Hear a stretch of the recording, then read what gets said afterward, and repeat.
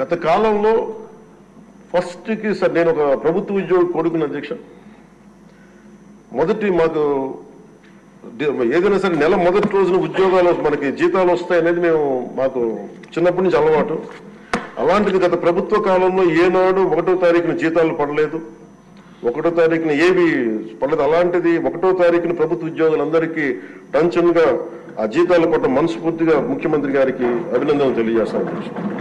అలాగే 64 లక్షల మంది బెనిఫిషరీస్కి లబ్ధిదారులకి 4,000 చొప్పున వారికి 1000 రూపాయలు పెంచి మరి ఇవ్వడం మనస్ఫూర్తిగా వారికి నా అభినందనలు తెలియజేస్తాను. అది కూడా అందరం వెళ్ళి వారి చేతికి అంటే దీనికి ఏ వ్యవస్థ అవసరం ఉన్న వ్యవస్థని సమర్థవంతంగా వాడుకొని ఇంటికి క్యాష్ చేరవేయటం మనస్ఫూర్తిగా వారికి నా అభినందనలు తెలియజేస్తాను అధ్యక్ష.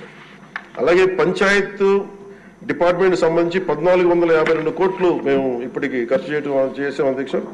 అలాగే ఇండిపెండెన్స్ డే సెలబ్రేషన్స్ కూడా చాలా ఘనంగా జరుపుకున్నాం, డబ్బులు పెంచి అనేక సందర్భాల్లో తెలియజేశాను.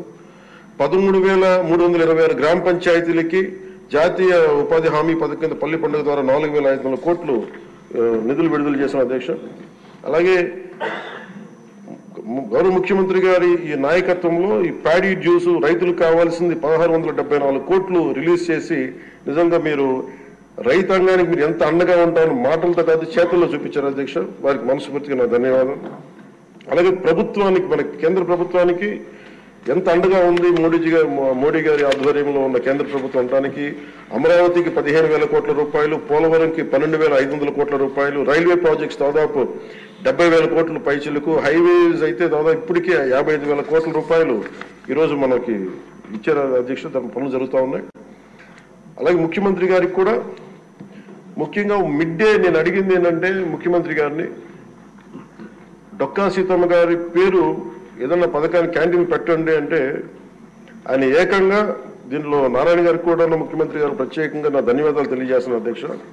మధ్యాహ్న భోజన పథకాన్ని విద్యార్థుల మధ్యాహ్న మిడ్ డే మీల్ స్కీమ్కి డొక్కా సీతమ్మ గారి పేరు పెట్టడం మనస్ఫూర్తిగా వారి చేతులు ఎత్తి నేను నా మనస్ఫూర్తి గారికి కృతజ్ఞతలు తెలియజేస్తాను అధ్యక్ష.